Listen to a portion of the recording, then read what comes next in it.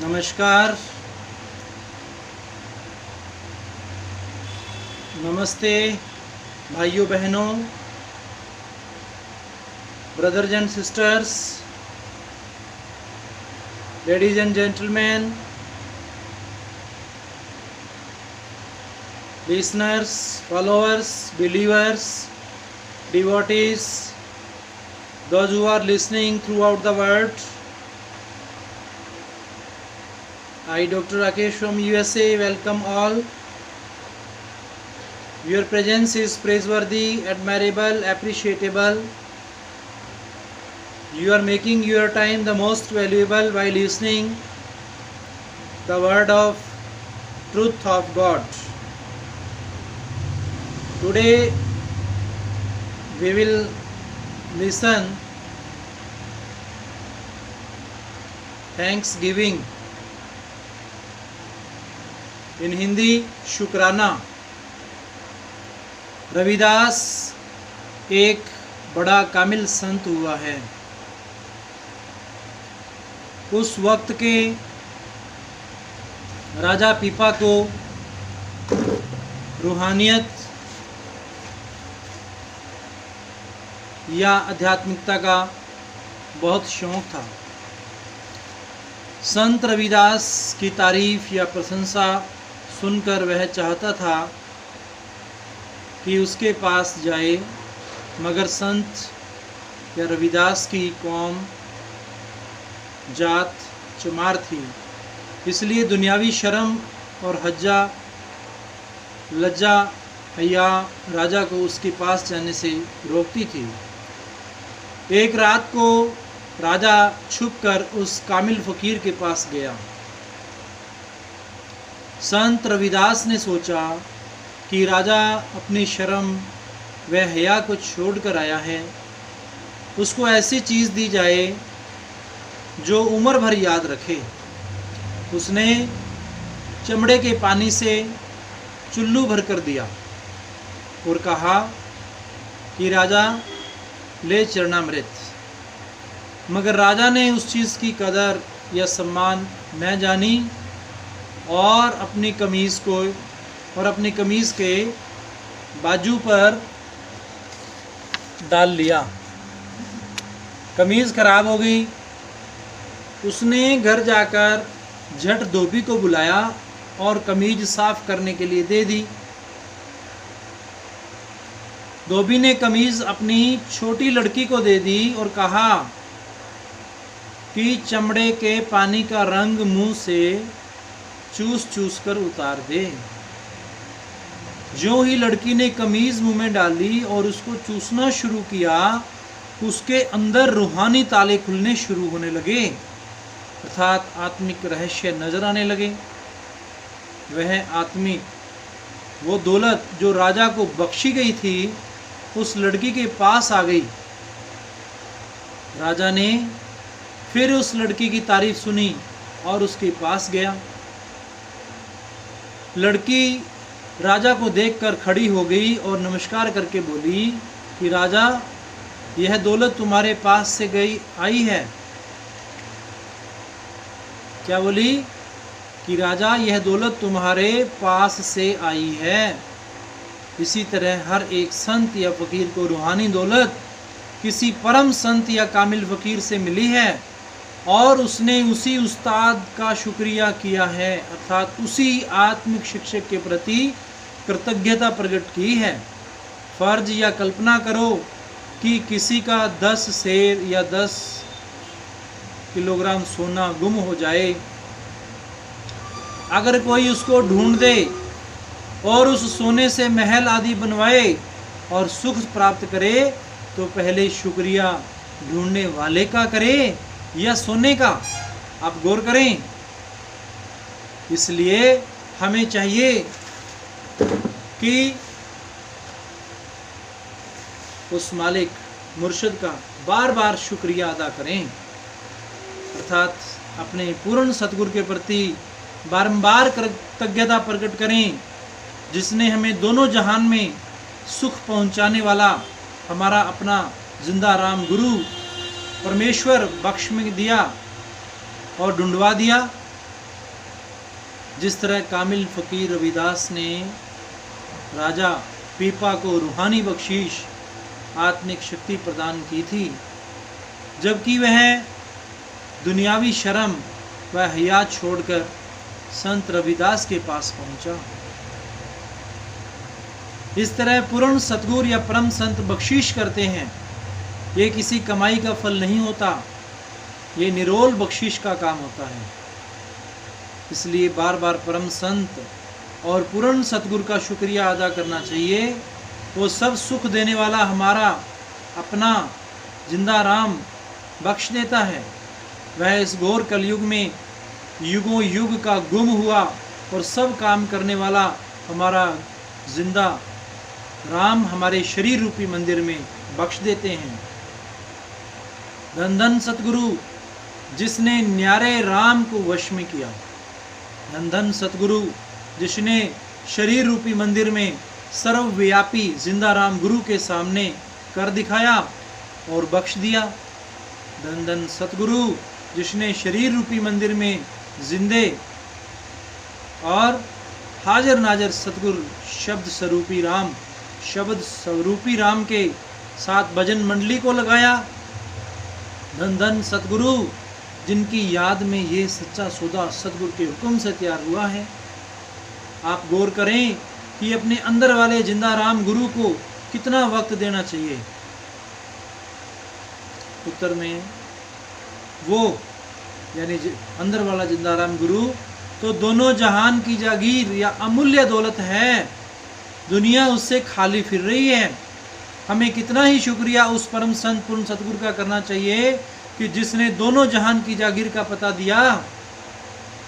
किसी ने अंदर वाला गुरु जो मौत से छुड़ाने वाला है न बताया। वह तेरा गुरु तेरे अंदर है। जो कोई अपने अंदर वाले जिंदाराम गुरु को खुश कर ले वही इस दुनिया में आनंद लूटे। इस जहान में तो अंधेर अर्थात अज्ञानता व अत्याचार हो रहा है कि बाहर वाले गुरुओं ने अंदर वाले गुरु को बिल्कुल छुड़ा दिया है, उसके साथ लगने ही नहीं देते। अर्थात बाहर वाले गुरुओं और धर्म प्रचारकों ने इंसान को उसके शरीर के अंदर मौजूद सतगुरु और जिंदा राम की तारीफ और उसकी तरफ लगने ही न दिया और न ही अपने शरीर के अंदर खोजने का उपदेश दिया। जो अर्थात इंसान अपने अंदर वाले जिंदा राम या शब्द गुरु पर एतबार या विश्वास करता है, उसे अपने अंदर वाले जिंदा राम या शब्द गुरु के जपने में सब किस्म या सब तरह के जप तप संयम यज्ञ योग दान खुद ब खुद बन जाते हैं। अर्थात सब तरह के धार्मिक कर्म कांड नितनेम शरीयत आदि स्वयं ही बन जाते हैं। धन धन परम संतों का न्यारा राम, जंगल में मंगल करने वाला हाजर नाजर जिंदा राम, जिस को मालिक बख्शना चाहेगा उसकी जन्म मरण की फाही खत्म करके सचखंड अनामी दरगाह में पहुंचाएगा। जिंदा राम शाहूकार सबके अंदर है। परम संतों की कृपा से वह मिलता है, फिर वह काम उसके बिना और किसी ताकत का काम नहीं। जो करे वह समर्थ है, वह बलवान है, वह सब काम करने के लिए समर्थ है। संतों का फरमान है कि अभी करो कल का भरोसा न रखो। जो अभी नहीं करते और आज का काम कल पर छोड़ देते हैं वे कभी नहीं करते। वक्त की कदर करो। वक्त और दरिया की लहर कभी किसी का इंतज़ार नहीं करते। अभ्यास अर्थात भजन सिमरन और प्रेम भक्ति रूपी मेहनत करो और सच्चे मालिक परमेश्वर का तजर्बा या अनुभव अपने शरीर के अंदर करो। जुबानी जमा खर्च न करो या तर्क वितर्क बहस या बातों में समय नष्ट न करो। इसी जन्म में अपनी आंखों से हकीकत और परमेश्वर को देखो। सच्चा इंसान या निर्णय दिल क्या ही अच्छा हो कि तू अपनी जान अपने सतगुरु के हवाले कर दे। अर्थात अपना जीवन अपने अंदर वाले सतगुरु और जिंदा राम को अपने अंदर खोजने में लगा दे, ताकि वह तुझे इस 84 लाख जूनियों के जेल खाने से छुड़ा ले। वरना अन्यथा मौत तेरी जान को एक दिन जरूर ले जाएगी। तो खुद ही इंसाफ कर कि यह बात अच्छी है या वह है। जो यानी अपने शरीर के अंदर ढूंढते हैं वे सुख पाएंगे, जो बाहर ढूंढते हैं वे दुख पाएंगे। मालिक घट घट अंदर है, पर जीव को मोतियाबिंद हुआ पड़ा है, अर्थात जीव को मोतियाबिंद के कारण तीसरी आंख से दिखाई नहीं दे रहा। जैसा कि संत तुलसीदास जी ने लिखा है घट में सूझे नहीं लानत ऐसी जिंद, तुलसी इस संसार को भया मोतियाबिंद। सुजाखा या आंख वाला होने के लिए गुण शब्द गुरु जिस करके देखने वाली आंख आ जाती है, उस मालिक को पहचान लेते हैं। अर्थात कुल मालिक को पहचानने या पाने के लिए अंदर वाले सतगुर या शब्द गुरु को अपने शरीर के अंदर प्रकट करना पड़ेगा, जो पूरे सतगुर की दया मेहर से गुरु भक्ति या प्रेम भक्ति करके संभव है। यह महाकाल बब्बर शेर के रूप में बैठा दिखाया गया है, जो डेरा सच्चा सौदा में हम देखते हैं। अगर कोई आत्मा काल और माया के पंजे से निकलकर सचखंड की तरफ जाती है, तो यह बला महाकाल जो परमेश्वर की बनाई हुई शक्ति है आगे खड़ी है, इससे मुकाबला करके और इसको मारकर अर्थात इससे विजयी होकर सचखंड में पहुँचे और सतपुरुष से मिले।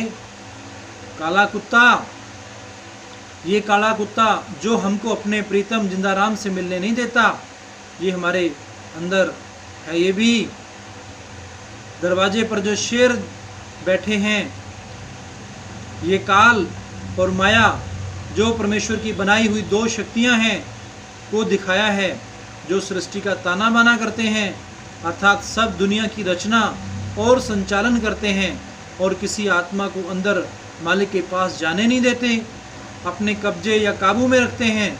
अगर कोई आत्मा इनको मारे अर्थात इन पर विजय प्राप्त करे तो अंदर मालिक से मिलेगी। हाथी के ऊपर बंदर बैठाए गए हैं। हाथी आत्मा मन बंदर की तरह दिखाया गया है। जिस तरह बंदर हाथी पर सवार होकर उसको लिए जा रहा है, इसी तरह मन आत्मा पर सवार है और इसको शरीर के 9 दरों में घुमाता फिर रहा है। कभी किसी इंद्रिय के द्वार पर ले जाता है और कभी किसी पर। अगर कोई आत्मा इसको कंट्रोल से निकलकर मन पर काबिज हो जाए, अर्थात मन पर कंट्रोल नियंत्रण रखे, तो अंदर परमेश्वर से मिल जाने का रास्ता मिल जाए। 5 बुर्जियाँ, कौन सी 5 बुर्जियाँ? काम, क्रोध, लोभ, मोह, अहंकार दिखाए गए हैं जो हम पर काबिज हैं।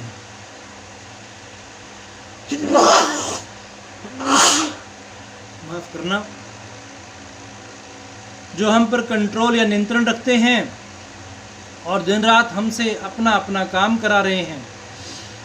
इस दरमियान मध्य की बुर्जी जो अधिक खूबसूरत लोभ है, जो मनुष्य घर से भक्ति करने निकलता है तो यह उसको पकड़ लेता है और माला, चिप्पी अर्थात चिमटा आदि हाथ में देकर मांगने को भेजता है। हाथ से कमाना छोड़ा तो हराम का लुकमा शुरू कर दिया, अर्थात मेहनत की कमाई छोड़कर दूसरों की कमाई का निर्भर हो गया और इस तरह उम्र गुजार दी। घर से निकले थे फ़ायदा उठाने, आत्मिक लाभ कमाने के लिए, उल्टा नुकसान उठाया। ये जो बाज, चिड़ी और दरख्त दिखते हैं, जिस तरह यह बाज इस चिड़ी को दरख्त पेड़ से उठाकर शिकार बनाए लिए जा रहा है, इसी तरह से काल भी हमको इस काया रूपी दरख्त या शरीर रूपी पेड़ से उठाकर किसी दिन अपना शिकार बना लेगा। बेहतर है अभी इसका इंतजाम या प्रबंध कर लें। और ये जो मुर्गा है इंसान, यह मुर्गा भी तुझे सुबह उठकर पुकारता है कि इस काल रूपी बाज से बचने का कोई उपाय कर ले और प्रहलाद की तरह अपने अंदर वाले जिंदाराम गुरु को खुश कर ले, मगर तू गाफिल पड़ा खराटे मारता है। अर्थात परमेश्वर को अपने अंदर खोजने में पूरी तरह लापरवाह होकर सुबह तक सोया रहता है और खराटे मारता है, क्या फैसले के वक्त धर्मराय के दरबार में यह मुर्गा तेरे खिलाफ शहादत या गवाही न देगा? और ये लोमड़ी, हे इंसान, तू मन की लज्जतों, रुचि या शारीरिक आनंद में फंसकर इस चमड़े या तन